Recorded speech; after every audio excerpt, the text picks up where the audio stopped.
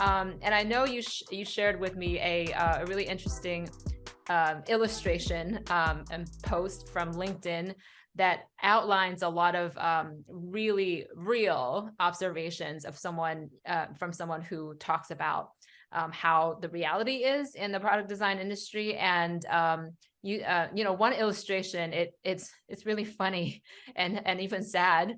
And it's basically talking about how designers need to concede to stakeholders, while you work, on your job.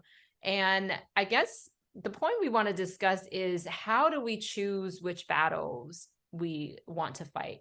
How do you choose which battles you want to fight?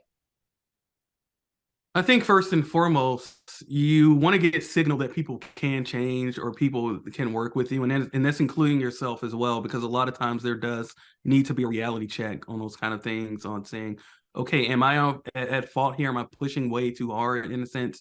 Do I need to stop and view the bigger picture? There's this really great Medium article that I came across of this woman that's a design manager, and it was called like the best products are the ones that get shipped in a sense, and that design at her organization was known for being annoying, and she had to change that of annoying over like tools and processes, right, and having a best experience for the user. But sometimes when you talk about things like product thinking, right, it's like what makes a product useful instead of the actual user experience that goes behind it. And yeah, sometimes that can be important, so you're looking at it from that lens in a sense. But if it's something where it's like super bad and people don't like it and people are saying that, it's this thing of, okay, I'm talking to my team, and are we compromising, right? Am I compromising with the product manager saying, okay, if I do this for you, then can we focus on this next, right? Or if I do this, can we tackle this in a sense? And if they agree but it doesn't happen, then that's a big issue. Just like when you work with developers and they're telling you that they can't build stuff, and now it's like, okay, should I take it upon myself to go do a course, right? Like Figma Academy or something, Yeah. in a sense, so we can have better ways of like shipping, better ways of like scaling back on some stuff. But if the developers, and if they're saying yes, right, we would love that. And we would love to, collaborate with you more. That's a really good sign. But if it's this thing that they don't want to change and they want to be dogmatic in a sense, and they don't want to, they just want you to, really, make, shitty stuff, right? Then that's a big issue at the end of the day. And you can't necessarily have that. So I think if you're not getting somewhere with people and they don't want to change, and you're not enjoying the work that you're doing, it's time to leave the company and find something different, because there are plenty of teams, there are plenty of people out there that think otherwise, that believe otherwise, and it's willing to work with you. I'm not saying that it's going to be perfect, but they're willing to have you come in and work with them and compromise on some things to make a really great product. I think everyone should just put their egos aside on the product team anyway, and just focus on making a better product for the business and the user. So yeah. Yeah, no, definitely. I love that you brought up, basically it's like what you're working with. So you can't necessarily predict that, oh, I'm going to make this compromise. I'm not going to make that compromise. It's like, what kind of environment am I in and how much can I push? And also it's about the, I guess, like the priority of, of your decision. How is it going to look in the short term for the business, right? Like, do we really need this in order to move forward to meet the most immediate metric? Yeah, you have something to Yeah, add? yeah, I saw this really great video of this woman named, her YouTube channel was Chun Buns, Christine Chun, Oh and she yeah. made a video on why she left Facebook, and it was really good. And there's a couple of things that stood out to me. And she said this, that every company has problems, but it's going to be always be the problems that you're willing to deal with, Mhm. right? And when she was talking about Facebook, she was saying that the team that she was on, she necessarily couldn't keep up with, because they were like producing these complex prototypes in a day, like something that would take months. And it felt more like an agency than an actual product design team. And that there was also this kind of waterfall approach where everything that's strategic, right, would come from leaders straight up top all the way down. And they had no say so whatsoever in any of the projects. So there's companies like that. Yeah. And it just seems like that wasn't the right fit for her. Mhm. For other product designers, that kind of, that kind of structure works for them, but that's not going to work for her. That's probably not going to work for me or even you or even Yeah. other people. as well. So I think it's just the problems that you're willing to deal with in a sense. Yeah, definitely. And I think, now that you said that, it might be a good idea for someone who's preparing for an interview to actually ask these questions. How are decisions usually made? Who has the final say? And how, basically, how is it trickled down? And how much freedom do we have? And believe it or not, most people are not asking these questions because they're obviously too afraid, to ask. And then also, obviously, the dynamic is you're looking for a job, they're paying you, so they do have more leverage. That power dynamic is different. But if you're willing to ask these questions, it might also make you stand out because you will present yourself as a more mature individual who actually knows the right questions to ask and make sure you're the right fit for them and vice versa. So I guess my final question is, how can designers stay motivated in less than ideal environments, which is practically everywhere, right? Like some more or less ideal than others, but because it's a deviation from the ideal picture, obviously. And then when you first encounter it, it can be very just it takes away from your morale and you just feel deflated, you feel like you don't matter. How do you personally deal with it? Find another job. That's a short answer, but I think it's really complex, to be honest, because it's going to depend on your environment, in a sense, because if you have like supportive leadership and you have like a lot of resources at the company, then you can be that person who can research your own stuff, find your own stuff, find your own problems, and get it shipped, right, and get it out there because of those resources, and kind of challenge yourself as well. And even when you're having one-on-ones with your manager, telling this person on where you want to go and the kind of things that you want to focus on, right? The kind of problem spaces.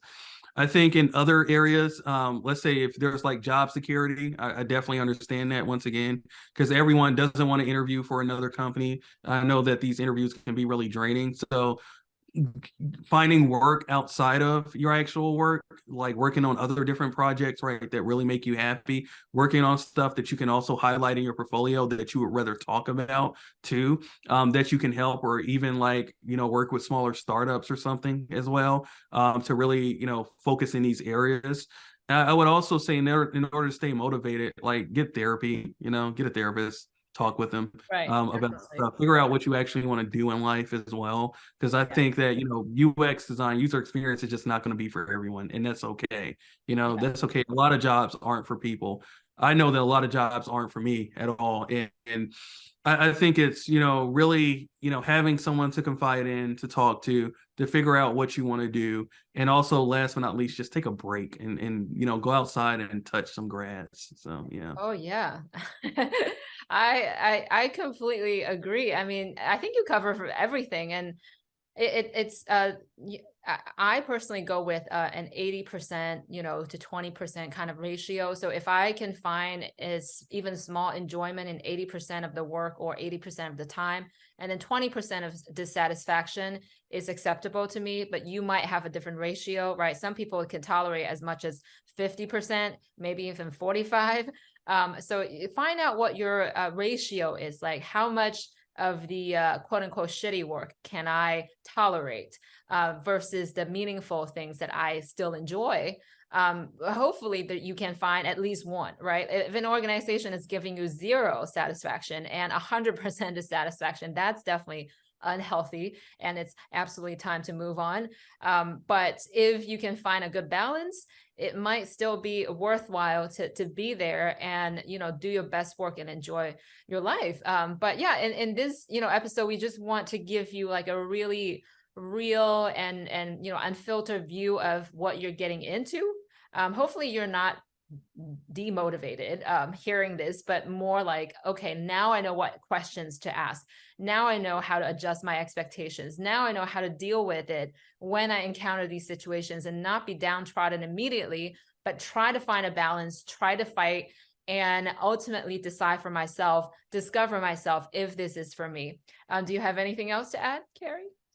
Yeah, I also want to say that people can lie and say easily, "Oh, design is respected here," or that there's a lot of room for growth and opportunity. They all Some say that. people might be upfront with you.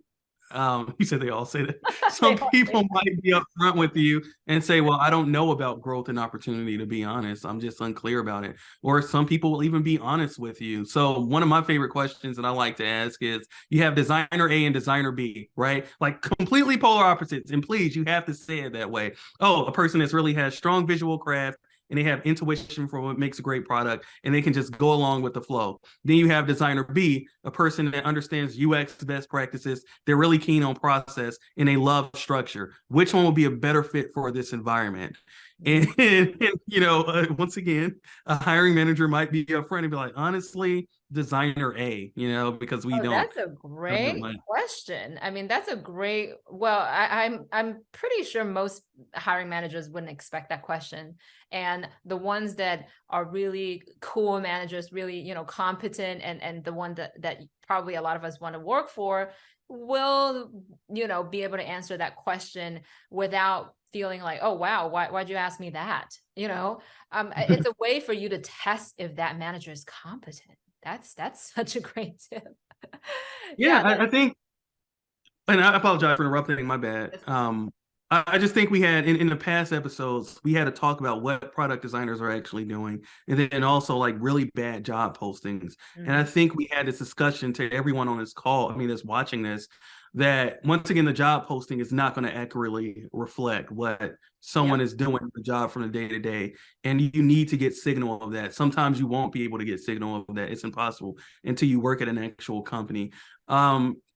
Second, this and like Stella mentioned, and I have to say that this is not to demoralize anyone that's listening to this. This is just a reality check on something that you need to, really figure out. And I'm probably pretty sure that people are hearing this and saying, "Oh, that's why a bunch of companies are hiring senior product designers, because all of these things that come along with it."